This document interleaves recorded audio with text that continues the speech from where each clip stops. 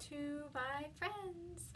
It's time for another First Chapter Fridays. I feel like we should have a theme song by now. Maybe I'll come up with one. So today we're actually in my office and we are going to look at the first chapter of A Good Kind of Trouble. This is one of our new books in the library.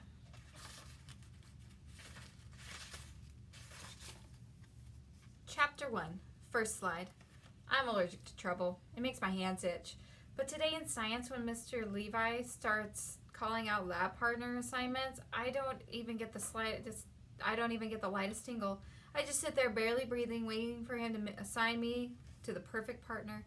He's been promising we'd start science lab since the first day of school, and it's been weeks. Lots of time for me to decide on the perfect partner. Mr. Levi has been teaching science at Emerson Junior High for centuries, and he looks like a mad scientist, for real.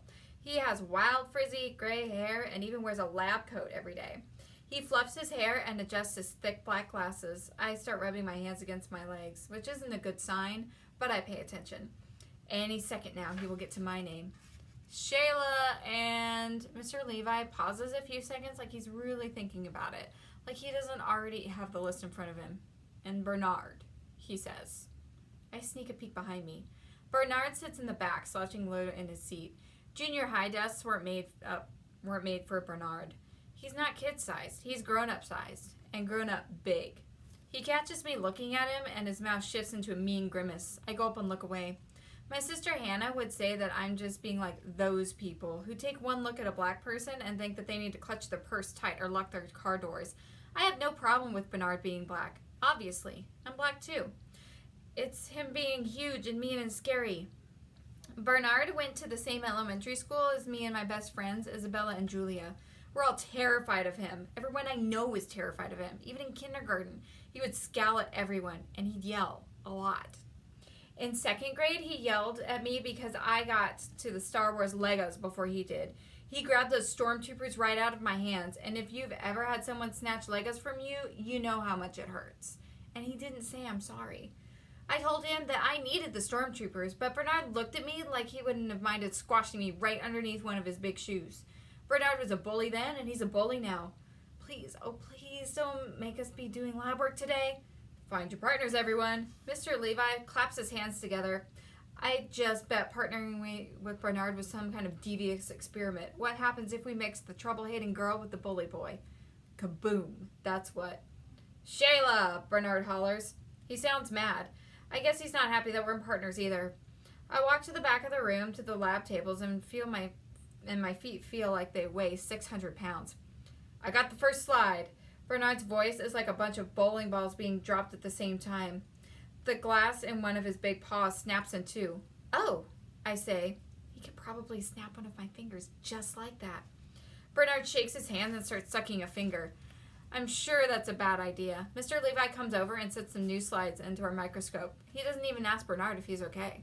Bernard doesn't look okay. He looks angry, which is basically saying that he looks like Bernard.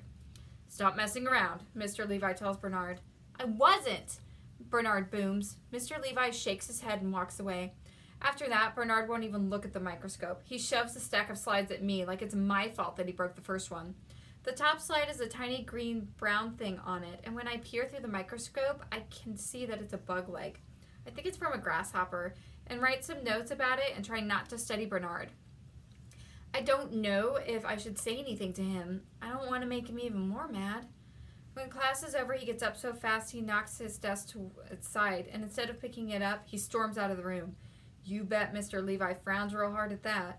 I pick up Bernard's desk before leaving class. Maybe since Mr. Levi didn't have to pick it up, no one will get in trouble.